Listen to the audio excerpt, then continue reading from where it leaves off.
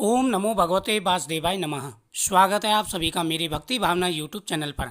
दोस्तों, होली वाले दिन 8 राशि वालों को मिलेगा पुत्र धन प्राप्ति का वरदान, क्योंकि योग बन चुके हैं बहुत ही अच्छे।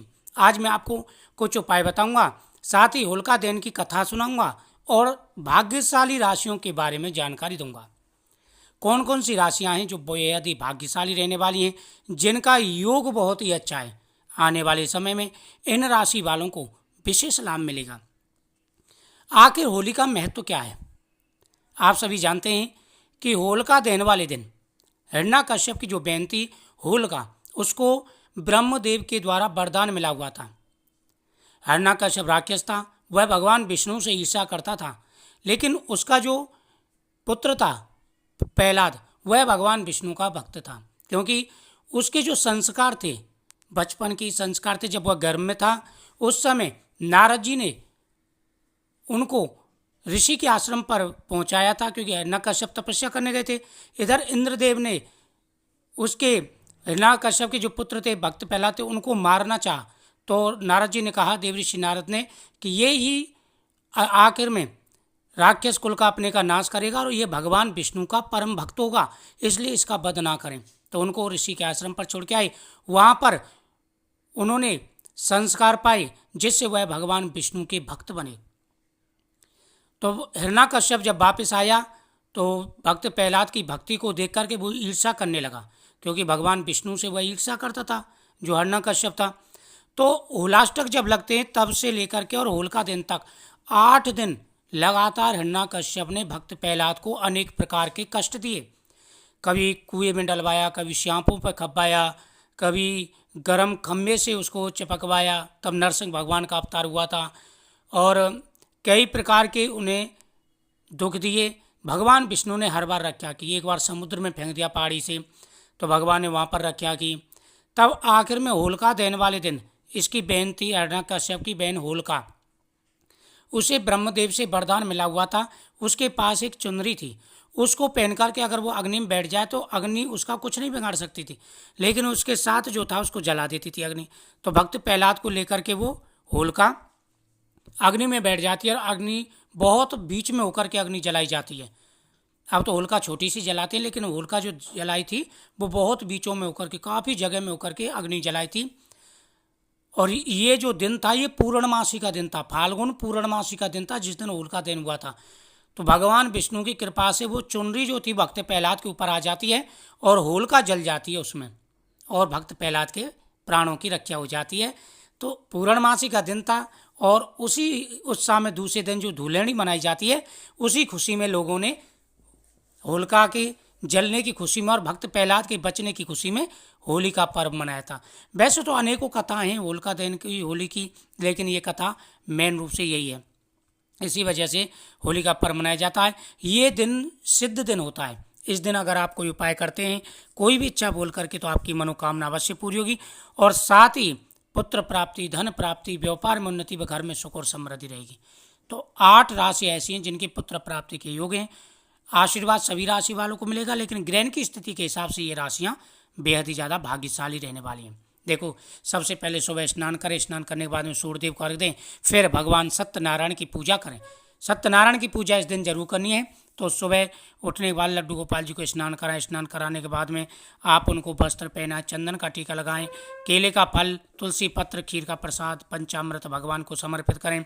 वह प्रसाद आप भगवान की पूजा के बाद में खाएँ। बहुत बड़ा महत्व होता है इसका, इससे पुत्र धन प्राप्ति के योग बन जाते हैं। भगवान को केले का फल बेहद ही प्रिय है, केले का फल खाएं। साथ ही पंचामृत रखकर पंचमेवा रखें, वो खाएं, और भगवान से प्रार्थना करें। भगवान शिव का अभिषेक करें। इस दिन गेहूं की जो बाली होती हैं वह शिवलिंग पर चढ़ाएं, पुत्र प्राप्ति के लिए बड़ा योग बनता है। भगवान का अभिषेक करें, गन्ने के रस से भगवान का अभिषेक करें, और पंचामृत से अभिषेक करें भगवान का। भगवान के सामने चौमुखी दीपक जलाएं और भगवान को धतूरे का फल समर्पित करें। इससे मनोकामना पूरी हो जाती है। दोस्तों, होलिका दहन जब हो रहा हो तो उस समय क्या करें, एक नारियल ले लें, सूखा गोला जो होता है, उसके अंदर 5 प्रकार की मिठाई रखें, 5 लौंग डाल दें, थोड़ा सा गाय का घी डाल दें, थोड़े से चावल उसके अंदर डाल दें, रोली का टीका लगाएं, ऊपर पान लपेट के और नारियल पे मोली बांध करके 7 काली बिंदी और 7 ही रोली की बिंदी लगाएं।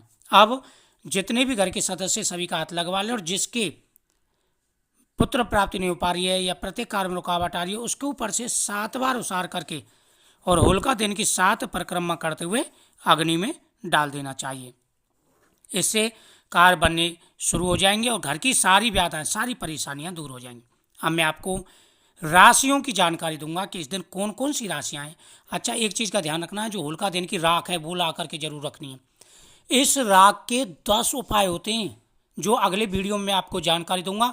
10 प्रयोग होते हैं जिससे आप अपनी किस्मत बदल सकते हैं। इतनी सिद्ध राख होती है ये होलिका दहन की, तो आप इस चीज़ को ला करके घर में जरूर रखें, विशेष महत्व है। सबसे पहले यह है मेष राशि। इस समय मेष राशि बेहद ही भाग्यशाली चल रही है और होलिका दहन वाले दिन मेष राशि में गज केसरी योग बनने वाला है, जो मेष राशि वालों की किस्मत बदलेगा। बहुत ही अच्छा योग है, पुत्र की प्राप्ति होगी, धन का योग है, आने वाले समय में विशेष लाभ आपको मिलने वाले हैं।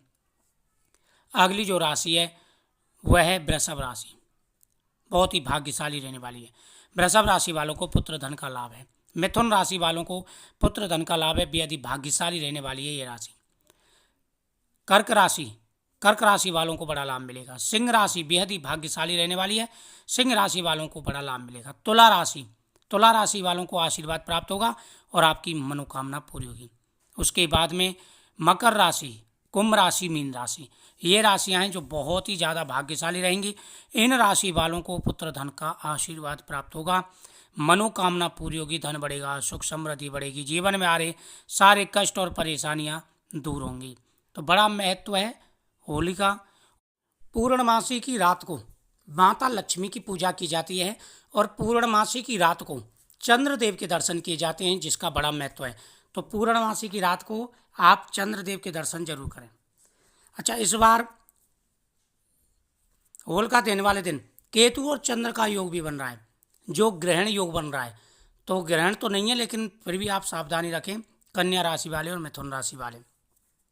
तो बहुत ही अच्छे योग बने रहे हैं इस बार। तो काफ़ी सालों के बाद में कई ऐसे योग बन रहे हैं जो बहुत ही प्रभाव देखने वाले हो। बहुत सी राशियों को अपने आप ही अनुभव दिखेगा, अपने आप ही प्रभाव दिखेगा कि उनकी मनोकामना पूरी हो रही है, क्योंकि योग इतने अच्छे बने हुए हैं। तो आपको जो उपाय बताएं ये उपाय आप जरूर करें और दान पुण्य करें, साथ ही भगवान के सामने मंत्रों का जाप करें और अपनी इच्छा जरूर बोलें, क्योंकि ये दिन ऐसा है आप जो भी इच्छा बोल करके आप भगवान की पूजा करेंगे। और पीपल वृक्ष की पूजा इस दिन जरूर करनी है।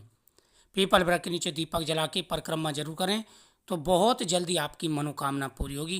क्योंकि साल के कुछ ऐसे दिन होते हैं जो बहुत ही सिद्ध दिन होते हैं, इन दिनों में की गई पूजा सफलदायक होती है। मुझे उम्मीद है आपको ये जानकारी अच्छी लगी होगी। वीडियो को शेयर करें, चैनल को सब्सक्राइब करें।